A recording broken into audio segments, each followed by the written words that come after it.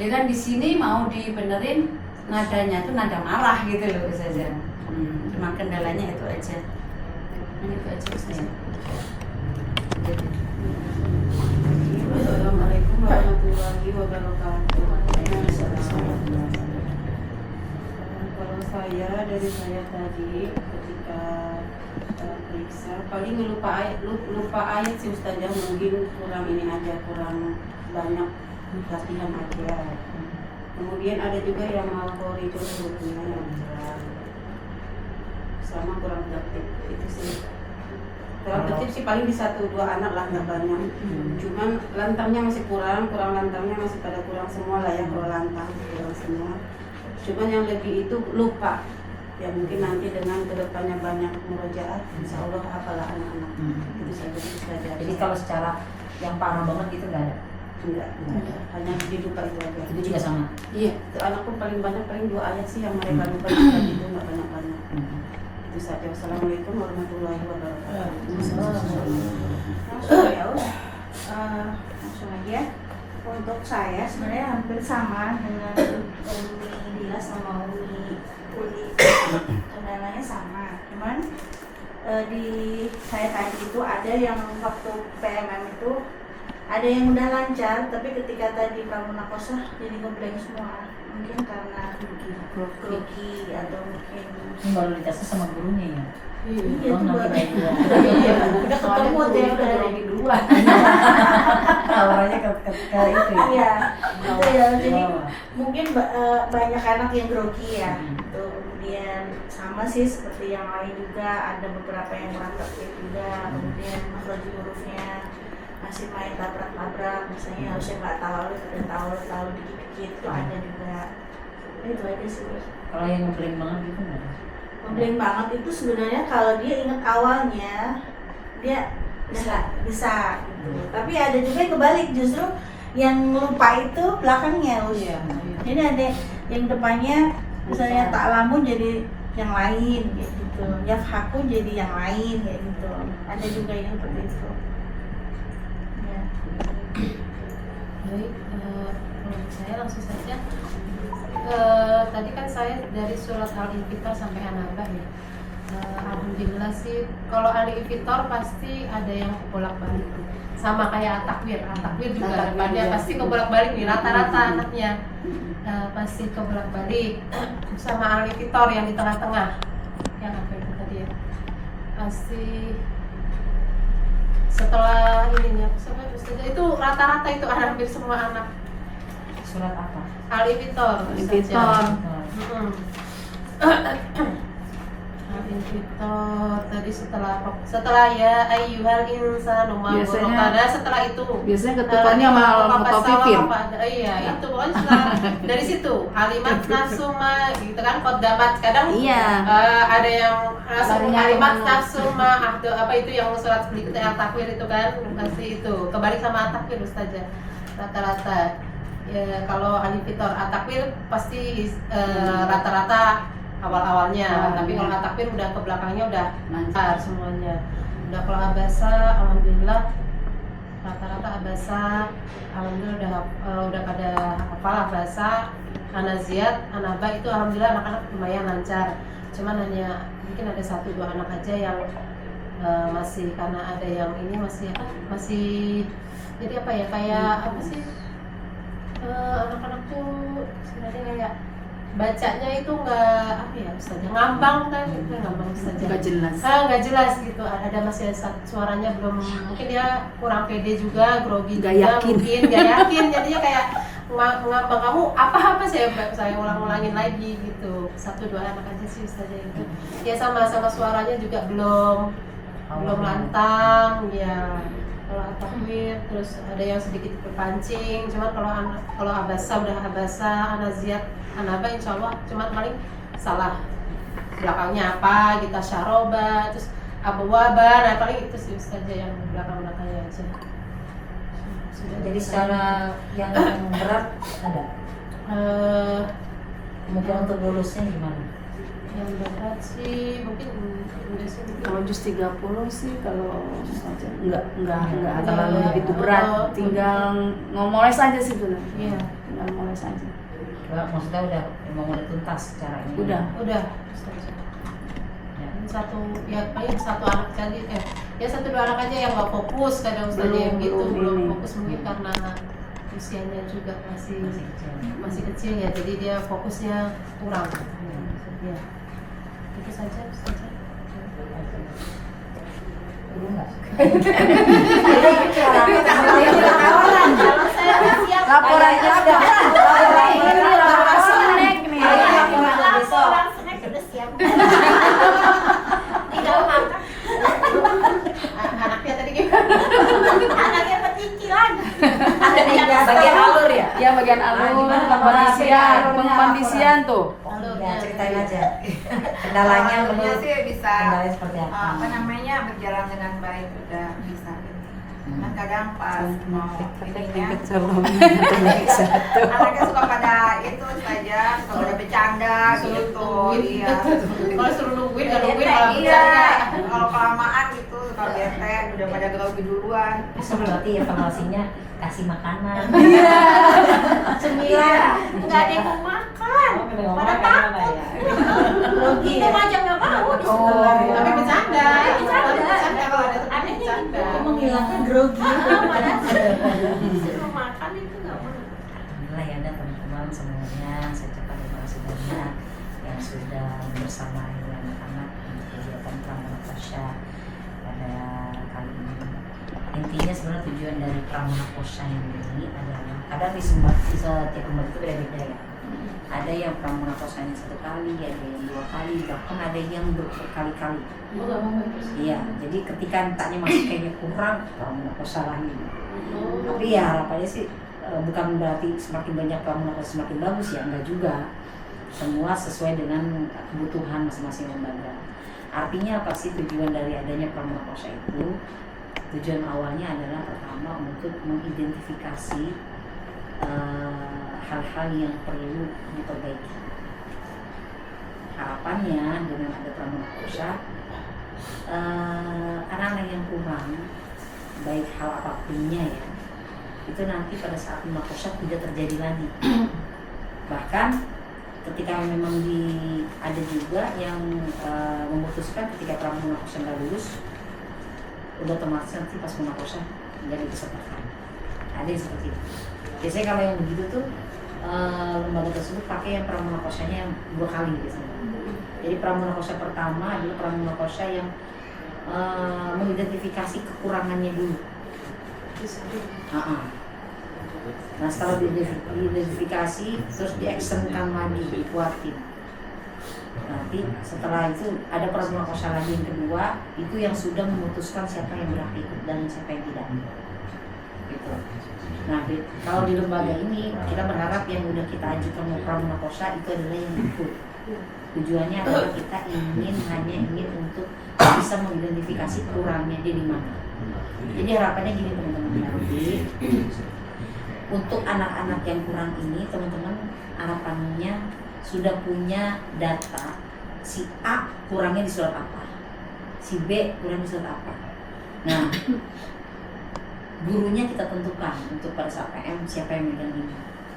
Misalnya yang paket 1 misalnya kan tafis kita ada tafis berapa kali yang 30 itu? 4 ya. Ada tafis 1, 2, 3, 4. Jadi kita libatkan 4 guru untuk yang juz 30. Nah, kita identifikasi. Misalnya Ali misalnya. Dia kurangnya di surat apa misalnya? At-Takwir. Berarti dia masuk ke grup yang paket 4. Siapa gurunya misalnya Midila. Berarti nanti pada saat PM Midila yang pegang anak itu. Dicecer yang kurangnya. Kan paket 4 tafis 4 ini kan Anaba, Anaziat, Abasa, Takwir, Alifito 5. Nah, ternyata di 5 itu si siapa tadi saya sebut? Alif. Si Alif ini ternyata dia misalnya cuma nggak kurangnya di surat Takwir doang.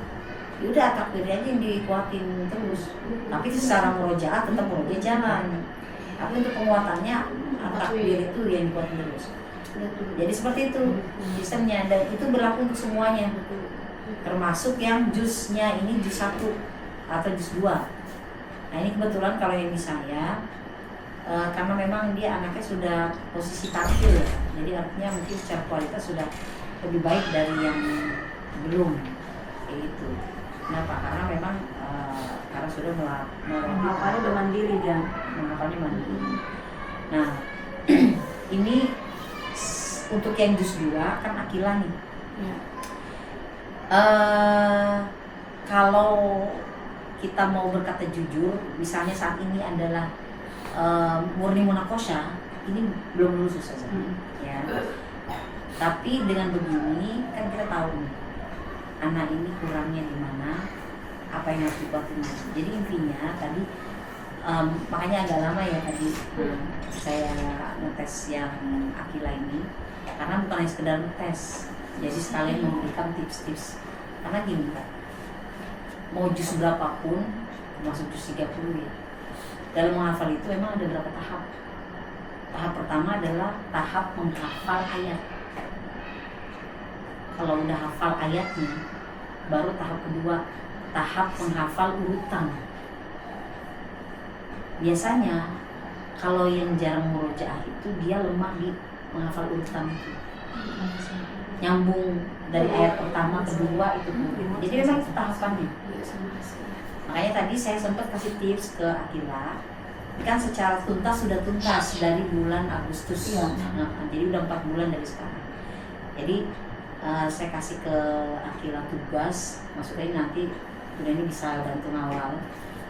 Jadi saya minta dia untuk per hari itu nguatin 1 halaman.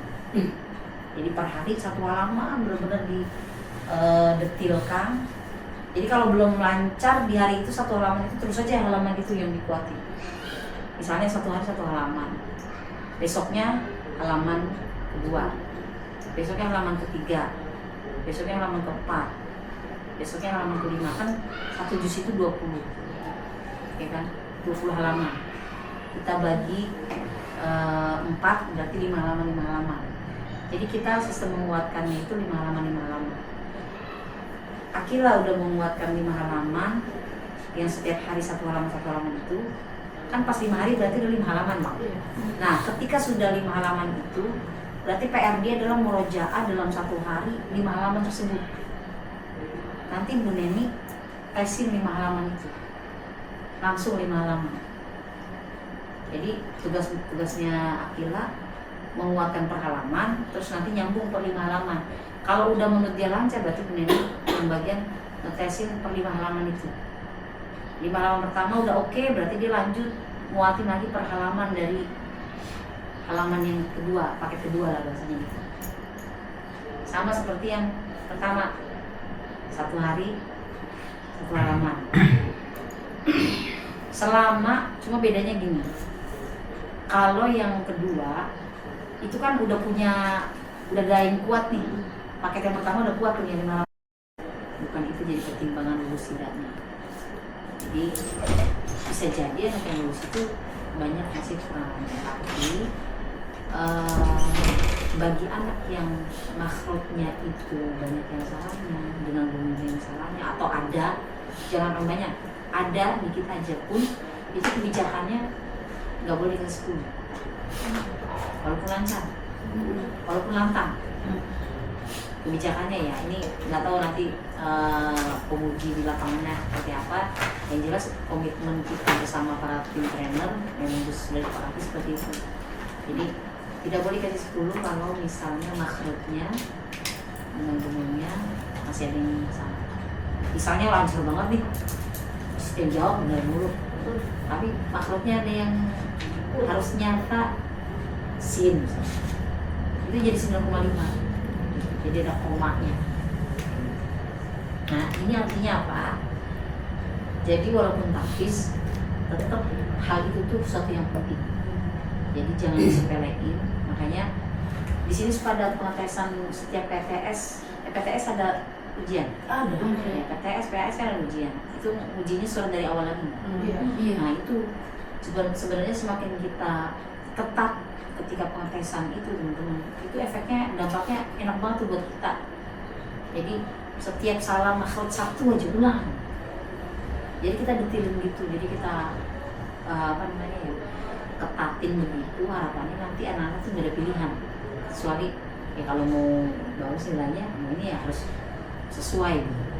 Jadi kayak contoh, ini ada satu anak yang sudah tuntas 30, sekarang tuh udah lagi penilaian layak nggak dia untuk bisa ikut ditasmikan atau apa gitu. Itu ada anak yang ANAS aja sampai 3 kali sekarang saya nggak lulus. Padahal cuma satu kesalahan. Malikinas dibaca emaknya panjang mulu. Udah berkali-kali diingetin. Kadang guru itu ada rasa lelah, males ya kan kalau udah cuma dikit ini gitu. Ya enggak? Toleransi. Ah, udahlah gitu. Cuma sedikit ini. Nah, itu kata-kata itu yang di dalam hati itu yang harus kita hilangin. Jadi kita udah mulai setiap kalau kita sepakat nih semua guru kita begitu, pokoknya per guru ini kita detilin. Itu nanti kesananya enteng, ringan. Jadi kesalahan-kesalahan yang terjadi di makhluk itu udah makin berkurang. Kenapa? Kalau tiap hari dicecer, nggak boleh salah. Kebayangan ya teman-teman. Kalau anak sekali dibilangin salah lagi, saya nggak tahu sampai kapan dia setelah ANAS setahun lagi ke saya lulus lagi atau enggak. Yang jelas itu malikitasnya masih mah. Artinya kan kayak gitu kan bisa jadi emang udah mendarah daging itu dia. Iya nggak? Udah mungkin dapatnya dulunya begitu. Entah siapa ada tuh yang ngasih gitu pertama kali gitu. Kalau di sini kendala itu surat Al-Asr. Nah, Makanya itu Al-Asr kan saya cepet tuh. Makanya kalau pulang pelajaran yang itu yang penunjang itu selalu saya baca. Itu masih kemarin tasmi aja kayak iya. lengkapnya di situ. Artinya memang kebiasaan. Jadi kalau kita udah sepakatin nih, udah ya mulai sekarang bismillah kita detilin. Pokoknya anak salah dikit pulang. Kalau kita begituin, itu kita enteng kesananya malah. Tapi kalau kita kendor, misal kendor kan udah banyak, satu. Bayang nggak Bu? Kali berapa Bu? Misalnya satu kekendoran, kali berapa Bu? Berarti udah berapa kendor? Dan itu berapa siswa yang sudah dibikin kendor? Ya kan? Akhirnya efeknya apa? Yaitu berulang terus nggak kelar-kelar kesalahan di tempat yang sama. Jadi mau nggak mau memang dari kitanya nih. Jadi ketika kita melihat nih ketika kita tes, makanya kita berawal dari penilaian itu sebenarnya. Ketika menilai dari surat ANAS, ketika ada salah dikit, misalnya sempurna 90, kita hitung aja udah setiap satu makhluk yang salah titikin. Udah kita kejemin aja begitu. Satu makhluk yang salah kita tulis salah ya, kho-nya lagi 1, terus h-nya 2, 3, 4, ada 10 ya 90 walaupun udah hafal 90 tinggal dikurangin 10 misalnya salah 10, berarti kan 80.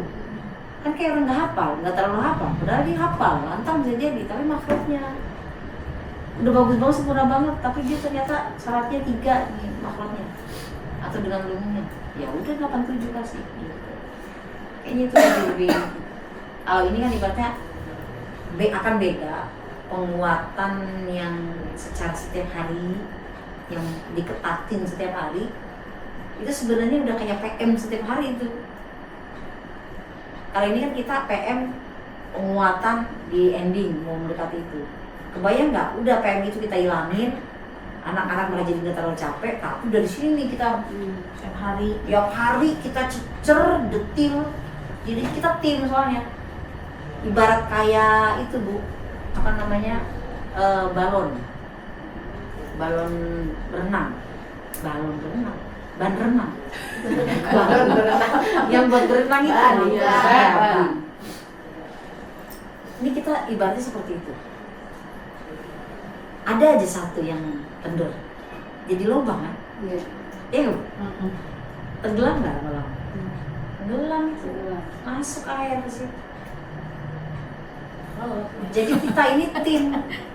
Jadi jangan sampai ada kendor di antara kita. Jangan ada dusta di antara kita. Jadi ini beda.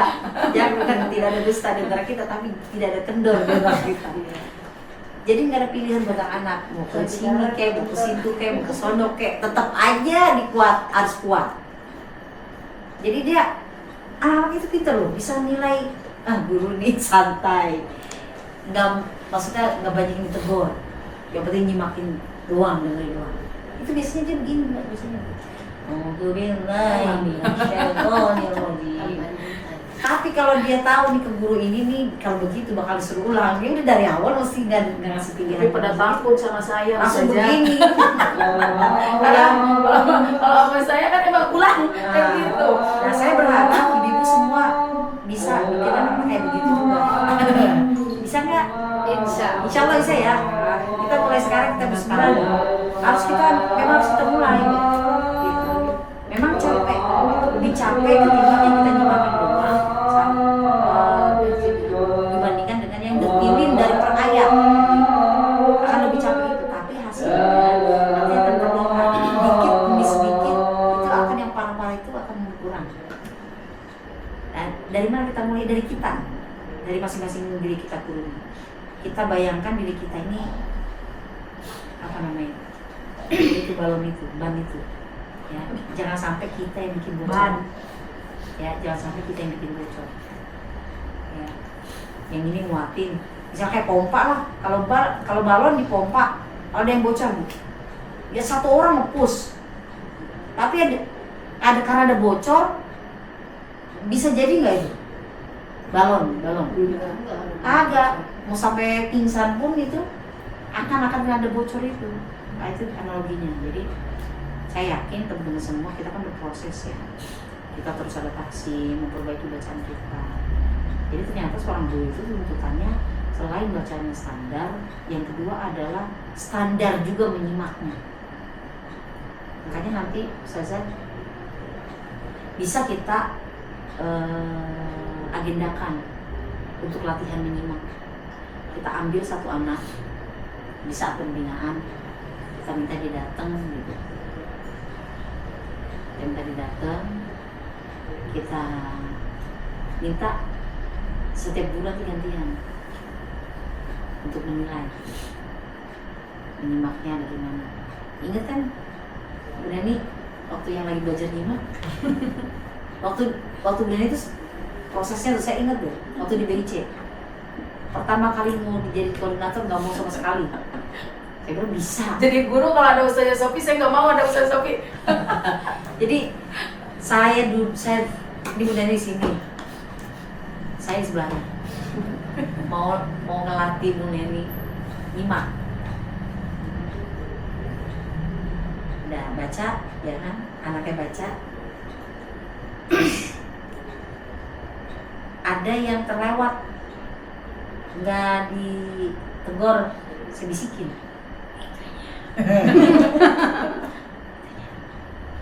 Lagi, jadi dilatih begitu. Jadi nanti teman-teman gantian, misalnya Bu bagian nyimakin, terus saya ada di sebelah Ibu. Kalau Ibu udah nyimak, udah ngoreksi, berarti saya diem aja. Tapi kalau Ibu kelewat nggak dikoreksi, saya yang bisikin Ibu. Jadi bukan saya yang nyanyiin ke anaknya, bukan. Ibu yang harus nyampein, tapi saya bisikin Ibu. Masya Allah, jadi detil begini luar biasa. Jadi saya berharap semuanya nanti calon-calon koordinator dimanapun. Jadi siap dimanapun nanti. Berarti kita nggak tahu ya. Artinya kan dakwah ini akan terus berproses, ya kan? Akan terus dipergulirkan.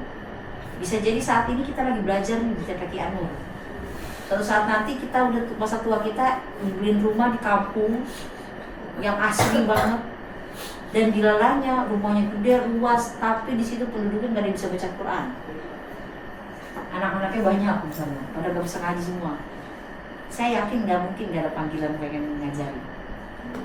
Ya, merinding saya. Itu saat itu dakwah kita langsung mulai tuh. Ketika kita udah bisa menjadi yang berkualitas, dimanapun kita berada, kita akan gatel pengen ngajar. Kita udah punya modal. Anggap ini tempat dulu tiap hari tempat saya belajar, kampus saya. Jadi di mana-mana saya jadi bisa, ilmunya bisa terapin di sini. Jadi semuanya berproses. Dan memang kalau untuk berproses mengarah ke situ memang disingkirkan tuh yang kenyamanan itu. Mesti gak nyaman, capek. Beda Bu, dengan kita nyimakin doang begini.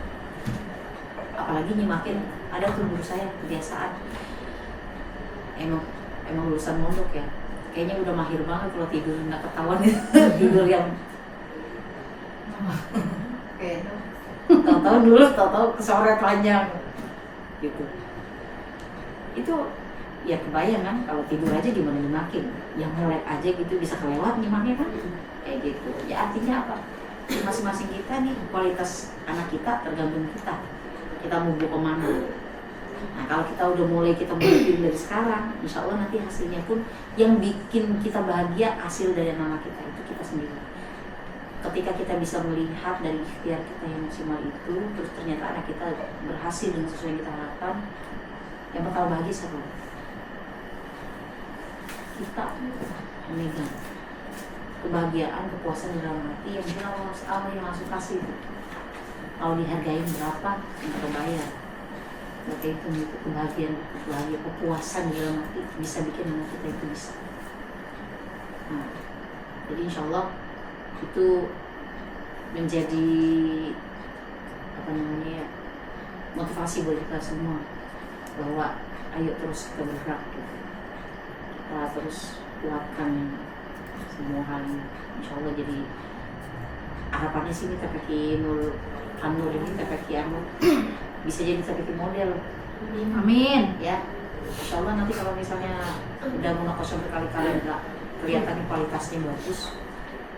Jadi kan kalau untuk kelulusan praktis itu kan paling kecil 8. Kalau udah di bawah 8 itu udah nggak lulus. Tapi bukan berarti nggak lulusnya terus nggak bisa diremet. Kalau praktis masih bisa diremet. Misalnya di jurus ini nih, oh yang 7-nya sekian, beda berarti nanti tinggal di kapan kuatnya lagi, nanti koordinasi sama Unda kapan siap dites lagi. Ya kemarin tuh, kemarin 2 orang. Iya diremet. Diremet tuh di video call maksudnya langsung diinin, kita ngetesnya di videoin. Pikol ya. Kayak gitu. Tapi kalau kartil nggak ada. Bisa kalau kartil katanya. Kalau kartil untuk yang dilihat itu nilai tartil sama nilai fasohannya. Kalau nilai tartil fasohannya di bawah 7,5 itu udah nggak lulus. Tapi kalau misalnya jadi maksudnya nggak lulus sudah nggak bisa diremet, walaupun goripnya 10, walaupun tajwidnya nilai 10. Kan kalau dihitung-hitung di rata-rata nilainya bisa masih 9, iya nggak? Tapi itu bisa nggak lulus karena tartil fasohnya, tartil fasohannya. Nah ini yang kendala di Unda itu sekarang, bukan di Unda doang, di Unda Foundation ya, di berbagai lembaga yang ada di Indonesia yang memakai UNI itu sekarang ini Ustazah, kendala kualitas munakosah tartil.